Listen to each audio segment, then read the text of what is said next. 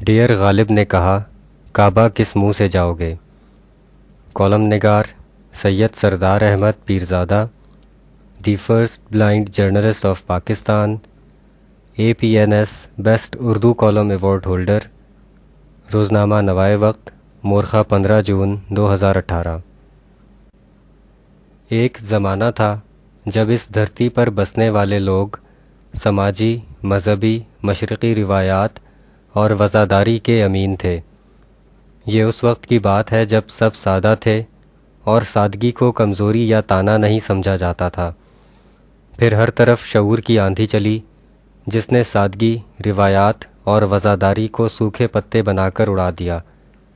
شعور کے تحت ایشوز کو اپنے نقطہ نظر سے پرکھا جاتا ہے، جانچ پڑتال کی جاتی ہے اور ٹھوک بجا کر دیکھا جاتا ہے۔ شعور کے تحت ہونے والے ایکشنز میں کمرشل نفع نقصان کو بہت اہمیت حاصل ہوتی ہے۔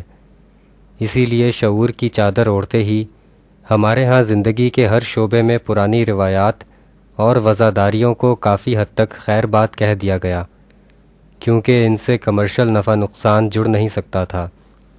البتہ شعور کے اسی چالاک ایکشن کے تحت اپنے آپ کو وزادار یا روایات کا امین ثابت کرنے کے لیے کچھ روایات کی ظاہری پرفارمنس جاری رکھی گئی اور کمرشل نفع کے لیے اپنی بساط کے مطابق اس کی زیادہ سے زیادہ تشہیر کا بندوبست بھی کیا جانے لگا۔ اس طرح ان روایات پر عمل ایک دکھاوا یا سطحی روٹین کا عمل بن گیا۔ سادہ جملے میں اسے خوشبو اور نازکی کے بغیر پھول کہا جا سکتا ہے۔ اسی دکھ کو لے کر آج کی بات کریں تو سب سے پہلے رمضان المبارک کے دوران ہمارے پیارے لوگوں کے رویے ہیں۔ یہ ماہ رب کریم کی نعمتوں میں سے ایک بہت بڑی نعمت ہے۔ سال 2018 کا رمضان المبارک مکمل ہو گیا ہے۔ ادنا سے ادنا مسلمان کا بھی یہ ماننا ہے کہ نیکیوں کے اس موسم بہار میں روزے دار کو بعض بشری و انسانی کمزوریوں سے ضرور اجتناب کرنا چاہیے، جن میں غصہ، جھوٹ، غیبت، منافقت اور سازش وغیرہ شامل ہیں۔ جب یہاں کے لوگ سادہ اور وزادار تھے تو برکتوں کے اس مہینے میں ان بنیادی باتوں کا بہت خیال رکھا جاتا تھا۔ رمضان المبارک تو اب بھی ویسا ہی بابرکت ہے، لیکن اب اکثر روزے دار اس ماہ میں عام مہینوں سے زیادہ غسیل اور اکتائے ہوئے نظر آتے ہیں۔ دفتری اوقات میں سرکاری کمی کے باوجود اکثر ملازمین ڈیوٹی کے لیے لیٹ آتے ہیں اور نماز ظہر کا کہہ کر جلد چھٹی کر جاتے ہیں۔ پبلک ڈیلنگ کے معاملات میں ہر جگہ چڑچڑا پن نظر آتا ہے۔ بالکل اسی طرح اکثر کاروباری حضرات بھی اپنا مال بیچتے ہوئے رمضان المبارک اور دوسرے مہینوں میں کوئی فرق نہیں رکھتے۔ اوپر بتائے گئے سب شعبوں کے لوگ رمضان المبارک میں مذکورہ انسانی کمزوریوں سے پرہیز کرنے کی بات بھی ضرور کرتے ہیں۔ کیا ان کا یہ کہنا ماہ رمضان کی اصل روایات سے صرف ظاہری تعلق جوڑنا نہیں ہے؟ جب یہاں کے لوگ سادہ اور وزادار تھے تو رمضان المبارک میں معاشرے کی سادگی اور وزاداری کا عکس اکلوتے سرکاری ٹیلی ویژن اور سرکاری ریڈیو پر بھی محسوس ہوتا تھا۔ نشریات کے دوران شوخ میوزک، زیادہ شوخ پروگرام اور ان سے بھی زیادہ شوخ اشتہارات بابرکت مہینے کے احترام میں خود بخود رک جاتے تھے۔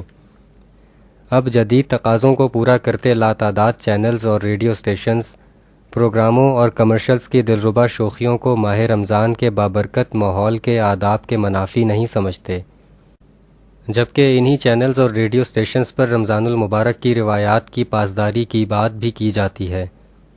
کیا ان کا یہ کہنا ماہ رمضان کی اصل روایات سے صرف ظاہری تعلق جوڑنا نہیں ہے؟ ہماری زندگیوں میں سیاست آکسیجن سے زیادہ اہم ہو چکی ہے۔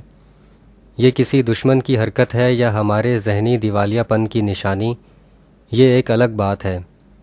لیکن سیاست کے تماشے میں کام کرنے والوں اور انہیں دیکھنے والے تماش بینوں کے بارے میں کہنا مشکل ہے کہ انہوں نے اس مہینے اور باقی 11 مہینوں میں ذرا برابر بھی کوئی فرق ڈالا ہو۔ اس ماہ میں بھی سیاسی تھیٹر میں جھوٹ کے اعلیٰ سے اعلیٰ معیار برقرار رکھے جاتے ہیں، ایک دوسرے پر الزام تراشیوں کے ریکارڈ توڑے جاتے ہیں، بہت ہی معمولی تنقید پر بھی لعنت بھیج کر ٹاک شوز کے دوران ایک دوسرے کو تھپڑ مارے جاتے ہیں، گالی گلوچ اور ہاتھا پائی کی جاتی ہے۔ سب مخالفین ایک دوسرے کو اس حد تک برا بھلا کہتے ہیں کہ شیطان بھی شرما جائے۔ ایک دوسرے کی پردہ داری ہمارے مذہب میں بہت پسندیدہ عمل ہے، لیکن جدید سیاستدان کے لیے مخالفین کی پردہ داری نہ رکھنا ایک پسندیدہ ہتھیار ہے، جبکہ سیاست کے یہ سب لوگ ماہ رمضان کی روایات کی اہمیت پر زور بھی دیتے ہیں۔ کیا ان کا یہ کہنا ماہ رمضان کی اصل روایات سے صرف ظاہری تعلق جوڑنا نہیں ہے؟ جب یہاں کے لوگ سادہ اور وزادار تھے تو رمضان المبارک میں عبادات کا سلسلہ تب بھی جاری تھا، مگر اس وقت جدید ٹیکنالوجی اور ایئر کنڈیشن جیسی سہولتیں عام میسر نہیں تھیں۔ سخت گرمی اور سخت سردی میں بھی لوگ خوشی، انہماک اور تسلی سے عبادات کرتے تھے۔ انہیں عبادات کی ادائیگی کے دوران کوئی جلدی نہیں ہوتی تھی۔ عبادات کے بعد ان کے چہروں پر عموماً خوشی دکھائی دیتی تھی۔ اب جدید ٹیکنالوجی، ایئر کنڈیشن اور ٹھنڈے گرم ماحول کی سب سہولتیں میسر ہیں، اور لوگ اس ماہ میں عبادات بھی بھرپور طریقے سے کرتے ہیں، لیکن اکثر کی کوشش ہوتی ہے کہ وہ اپنی عبادات کو جلد سے جلد مکمل کر لیں۔ عبادات کے بعد ان کے چہروں پر عموماً دوسرے کاموں کی فکر بھی نظر آتی ہے، جبکہ یہ لوگ ماہ رمضان کی عبادات کو دل کا اطمینان بھی کہتے ہیں۔ کیا ان کا یہ کہنا ماہ رمضان کی اصل روایات سے صرف ظاہری تعلق جوڑنا نہیں ہے؟ جب یہاں کے لوگ سادہ اور وزادار تھے تو خواہش کے باوجود کم وسائل کی وجہ سے مکہ شریف اور مدینہ شریف نہیں جا سکتے تھے، اس لیے وہ دور سے ہی اپنی حسرتوں کو آنکھوں میں سجا لیتے تھے۔ اب وسائل کی موجودگی اور جدید سفری سہولتوں کے باعث اکثر عام لوگ بھی یہ بابرکت مہینہ مکہ شریف اور مدینہ شریف میں گزارتے ہیں، لیکن واپسی پر اکثر لوگوں کے سابقہ رویوں میں کوئی تبدیلی نظر نہیں آتی۔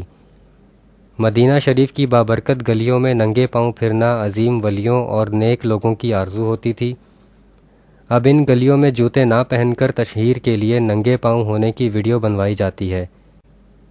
یہ لوگ اس مہینے میں عمرہ اور عبادات کے لیے عرب جاتے ہوئے بھی اپنا دنیاوی رعب اور اعلیٰ مرتبہ ہر صورت میں برقرار رکھنے کی کوشش کرتے ہیں۔